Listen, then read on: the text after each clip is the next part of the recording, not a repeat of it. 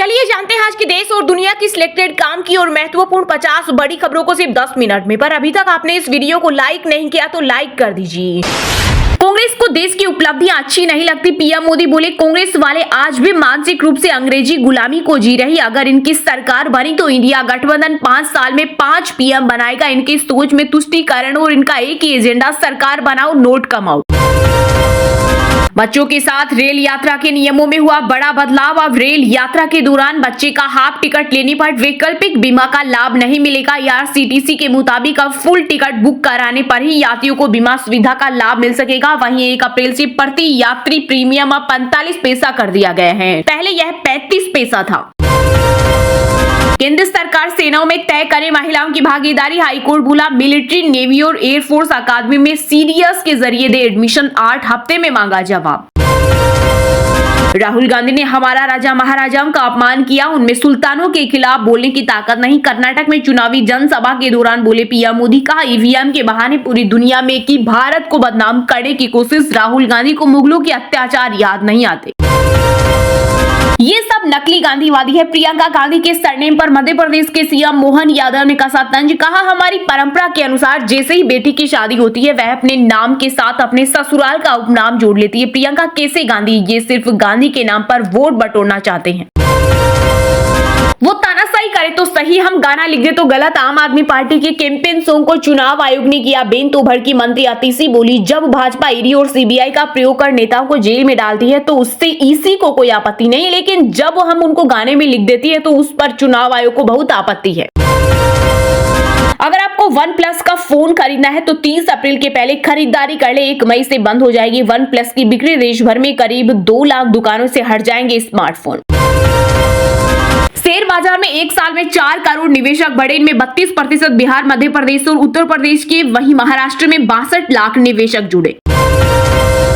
झारखंड की राजधानी रांची में तेजी से फैल रहा बर्ड फ्लू, 2 डॉक्टर और 6 लोगों को किया गया क्वारंटीन, स्वास्थ्य विभाग हुआ अलर्ट।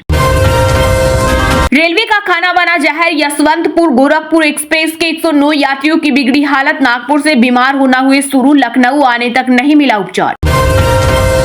देश भर में बढ़ती गर्मी और लू से लोगों का जीना हुआ मुहाल, उड़ीसा बंगाल में रेड तो यूपी बिहार झारखंड समेत कई राज्यों के लिए ऑरेंज अलर्ट, मौसम विभाग ने दी चेतावनी। में रिहाई का हकदार, सुप्रीम कोर्ट से सीएम अरविंद केजरीवाल बोले शराब निधि केस में ईडी का बर्ताव क्रूर, फिजिकली मौजूद होने के लिए कहना क्या जरूरी था। देश भर में मोदी के नाम की हवा नहीं तूफान चल रहा है। यूपी के डिप्टी सीएम केशव प्रसाद मौर्य बोले उत्तर प्रदेश की सभी 80 सीटों पर बीजेपी को मिलेगी शानदार जीत।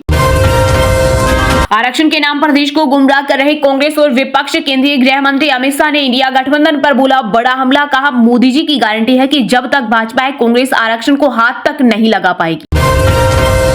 कोई भी पीएम बने लेकिन भारत दुनिया की तीसरी सबसे बड़ी अर्थव्यवस्था बनेगा। लोकसभा चुनाव के बीच कांग्रेस नेता पी चिदम्बरम का बड़ा बयान। देश में 10 साल से एक तानाशाह राज कर रहा, उससे अच्छा है देश में एक मिलीजुली सरकार बने। शिवसेना सांसद संजय राउत का मोदी सरकार पर हमला, बोले हम 2 प्रधानमंत्री बनाए या 4 यह है हमारी मर्जी, लेकिन इस देश को तानाशाही की ओर नहीं जाने देंगे। भारत में जल्द होगी फोर्ड की वापसी, अमेरिकी ऑटोमेकर कंपनी लॉन्च करेगी एंडेवर शू। देश में इस मॉडल का उत्पादन 2025 के अंत तक या 2026 में शुरू होने की उम्मीद। जीत का सर्टिफिकेट लेकर आऊंगा या फिर मेरी लाश आएगी, यूपी के बलिया से समाजवादी पार्टी के उम्मीदवार सनातन पांडे ने दिया विवादास्पद बयान, कहा मैं ये शपथ लेकर आया हूं। उड़ीसा में बीजेपी बीजेडी की हो चुकी है शादी, कांग्रेस नेता राहुल गांधी बोले पीएम मोदी ने केंद्र में 22 से 25 अरबपतियों की सरकार चलाई, वही काम उड़ीसा में अब नवीन बाबू कर रहे। अगर मेरा मुंह खुला तो चट्टा बट्टा गिल्ला हो जाएगा तुम्हारा, केंद्रीय मंत्री अनुराग ठाकुर की औरंगजेब वाली टिप्पणी पर असदुद्दीन ओवैसी ने किया पलटवार, कहा औरंगजेब और बाबर जैसे बादशाहों से मुझे क्या लेना देना, मुझे क्या करना है इनसे। आरएसएस हमेशा आरक्षण के समर्थन में रहा, लेकिन कुछ लोग इनके बारे में झूठ फैला रहे हैं। संघ प्रमुख मोहन भागवत का बड़ा बयान, कहा जब तक समाज में भेदभाव है तब तक आरक्षण जारी रहना चाहिए। राहुल गांधी के सलाहकार आरएसएस के लोग एआईयूडीएफ चीफ बदरुद्दीन अजमल बोले कांग्रेस खत्म हो गई, राहुल जी अब तक पद यात्रा और न्याय यात्रा कर रहे।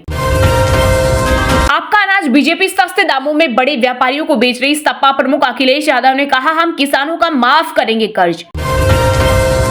बिहार में चुनाव ड्यूटी पर जा रहे सुरक्षा बलों से भरी बस और ट्रक में हुई भीषण टक्कर। हादसे में 2 लोगों की मौत और 1 दर्जन से अधिक घायल। भारत यात्रा टालने के बाद एलन मस्क के चीन पहुंचने की खबर। टेस्ला के self driving software roll out की तैयारी। डेटा ट्रांसफर पर भी बात संभव। चुनाव आयोग बीजेपी का हथियार। अगर भाजपा रोज आचार संहिता का उल्लंघन करे तो उसे नहीं दिखता, लेकिन आम आदमी पार्टी सांस भी ले तो नोटिस आ जाते हैं। दिल्ली सरकार की मंत्री आतिशी का निर्वाचन आयोग पर बड़ा आरोप। मुख्यमंत्री अरविंद केजरीवाल के जेल में रहने तक टल सकता है दिल्ली में चुनाव। आर्थिक और नीतिगत काम होगा बाधित। समाजवादी पार्टी के लोग माफिया की मौत पर आंसू बहाते हैं और फतिया पढ़ते हैं। यूपी के बरेली में बोले सीएम योगी आदित्यनाथ। पंजाब में किसी भी हाल में नहीं खिलने देंगे कमल। सीएम भगवंत मान का बड़ा दाव। बोले 190 सीटों पर चुनाव हो चुके, इनमें 120-125 सीटें इंडिया ब्लॉक जीत रहा। बंगाल में ममता बनर्जी फैला रही अराजकता। संदेशखाली मामले पर बोले भाजपा अध्यक्ष जेपी नड्डा। वहीं पार्टी के एक उम्मीदवार ने कहा टीएमसी को बैन कर सीएम को गिरफ्तार करो। इधर टीएमसी सांसद सौगात राय ने कहा बीजेपी के पास कोई मुद्दा नहीं, इसलिए शेख शाहजहां का मुद्दा उठा रही। जम्मू हिमाचल प्रदेश में भारी बर्फबारी। कई इलाकों में माइनस में पहुंचा तापमान। 1 मई के बाद ही मौसम साफ होने की संभावना। आईएमडी ने जारी किया अलर्ट।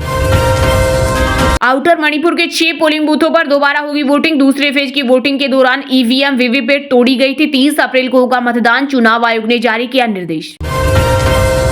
बाड़मेर जैसलमेर लोकसभा सीट से निर्दलीय उम्मीदवार रविंद्र भाटी को जान से मारने की धमकी मामले में गैंगस्टर रोहित गोदारा की सफाई। कहा पुलिस जांच करे, इस मामले में मेरे नाम का गलत इस्तेमाल हुआ। उत्तराखंड में बिजली दर बढ़ाने पर कांग्रेस ने धामी सरकार पर किया प्रहार। कहा खजाना खाली करने के बाद अब जनता से की जा रही वसूली। चलिए अब जानते हैं जो आम आदमी के काम की और फायदेमंद खबरें हैं उनको विस्तार से। पर इससे पहले अभी तक आपने इस वीडियो को लाइक नहीं किया तो लाइक कर दीजिए। राहुल गांधी को मुगलों के अत्याचार याद नहीं आते। कर्नाटक में चुनावी जनसभा के दौरान बोले पीएम मोदी। कहा ईवीएम के बहाने पूरी दुनिया में की भारत को बदनाम करने की कोशिश। प्रधानमंत्री नरेंद्र मोदी ने कर्नाटक के बेलगामी में एक चुनावी जनसभा को संबोधित किया। इस दौरान उन्होंने कांग्रेस पर जमकर हमले किए। पीएम ने कहा कांग्रेस को देश की उपलब्धियां अच्छी नहीं लगती। उन्होंने पहले कोरोना वैक्सीन पर सवाल उठाए, फिर ईवीएम के बहाने पूरी दुनिया में भारत को बदनाम करने की कोशिश की। प्रधानमंत्री ने कहा कि कांग्रेस के शहजादी को हमारे राजा महाराजाओं के योगदान याद नहीं आते। ये वोट बैंक की राजनीति के लिए राजा महाराजाओं के खिलाफ बोलने की हिम्मत करते हैं और नवाबों, बादशाह और सुल्तानों के खिलाफ एक शब्द बोलने की ताकत नहीं है, जिन्होंने हमारे सैकड़ों मंदिर को तोड़ा और अपवित्र किया। पीएम मोदी ने कहा कि भारत जब मजबूत होता है तो हर भारतीय खुश होता है, लेकिन कांग्रेस देश से इतना दूर जा चुकी है, उसे देश की उपलब्धियां अच्छी नहीं लगती। भारत की हर सफलता पर उन्हें शर्म आने लगी है। पीएम मोदी ने आगे कहा कि पिछले 10 सालों में भाजपा एनडीए सरकार ने देश के नागरिकों की ईज ऑफ लिविंग के लिए बहुत काम किया। प्रधानमंत्री ने कहा कांग्रेस के शहजादे का कहना है कि भारत के राजा महाराजा अत्याचारी थे, वे गरीबों की जमीन छीन लेते थे। कांग्रेस के शहजादे ने छत्रपति शिवाजी महाराज, रानी चिन्मा का अपमान किया। पीएम ने कहा यही मानसिकता कांग्रेस के मैनिफेस्टो में भी दिखती है, जहां कांग्रेस आती है तो विकास रुक जाता है। पीएम मोदी ने कहा कांग्रेस की सरकार तुष्टीकरण को ही प्राथमिकता देती है, उनके लिए नेहा जैसी बेटियों की जिंदगी की कोई कीमत नहीं, उन्होंने सिर्फ अपनी वोट बैंक की चिंता है। जब बेंगलुरु के कैफे में बम धमाका हुआ तभी कांग्रेस ने गंभीरता से नहीं लिया। यही नहीं, कांग्रेस ने वोट बैंक के लिए पीएफआई जो आतंकवाद को पनाह देने वाला देश विरोधी संगठन है, जिस पर मोदी सरकार ने प्रतिबंध लगा दिया है। कांग्रेस सिर्फ एक सीट वायनाड जीतने के लिए इसे पीएफआई आतंकी संगठन का बचाव करने में लगी है। आरक्षण के नाम पर देश को गुमराह कर रहे कांग्रेस और विपक्ष। केंद्रीय गृह मंत्री अमित शाह ने इंडिया गठबंधन पर बोला बड़ा हमला। का मोदी जी की गारंटी है कि जब तक भाजपा कांग्रेस आरक्षण को हाथ नहीं लगा पाएगी। लोकसभा चुनाव के लिए 2 चरणों का मतदान होने के बाद तीसरे फेज का प्रचार तेज हो गया है, जहां राजनीतिक दलों के नेता एक दूसरे पर तंज कसते हुए कई आरोप लगा रहे हैं। अब केंद्रीय गृह मंत्री अमित शाह ने कांग्रेस नेता राहुल गांधी पर हमला बोला और कहा कि राहुल गांधी बेबुनियाद झूठ बोलकर लोगों को गुमराह करने की कोशिश कर रहे हैं। अगर बीजेपी की मंशा आरक्षण खत्म करने की होती है तो अब तक ऐसा हो चुका होता। गृह मंत्री शाह ने कहा इस देश में बीजेपी की सरकार 10 साल से चल रही है और 2 बार पूर्ण बहुमत मिला है। अगर बीजेपी की मंशा आरक्षण खत्म करने की होती तो अब तक ऐसा हो चुका होता। उन्होंने कहा पीएम मोदी ने पूरे देश के दलित, पिछड़ों और आदिवासी भाई बहनों को गारंटी दी है कि जब तक भाजपा है तब तक आरक्षण को कोई छू भी नहीं सकता। शाह ने कहा कि कांग्रेस पार्टी ने हमेशा SC, ST और ओबीसी के आरक्षण पर हमला बोला। अमित शाह ने आगे कहा कि कांग्रेस ने हमेशा पिछड़े समाज का विरोध किया और आदिवासियों को न्याय दिलाने के लिए कभी काम नहीं किया। एएमयू जैसी संस्थाओं में SC ST और OBC को आरक्षण नहीं, वजह सिर्फ कांग्रेस की SC ST और OBC नीतियां रही है। उन्होंने कहा कांग्रेस के पिछड़े समाज का हमेशा विरोध किया, बाबा साहेब अम्बेडकर को परेशान किया। वहीं मोदी सरकार ने द्रौपदी मुर्मू को राष्ट्रपति बनाकर आदिवासी समाज को सम्मान देने का काम किया। वहीं RSS प्रमुख मोहन भागवत ने कहा कि संघ ने कभी भी कुछ खास वर्गों को दिए जाने वाले आरक्षण का विरोध नहीं किया है। हैदराबाद में एक कार्यक्रम में भागवत ने कहा कि संघ का मानना है कि जब तक जरूरत है आरक्षण जारी रहना चाहिए। भागवत ने यह बात भाजपा और कांग्रेस के बीच आरक्षण को लेकर चल रही जुबानी जंग के बाद दोहराई।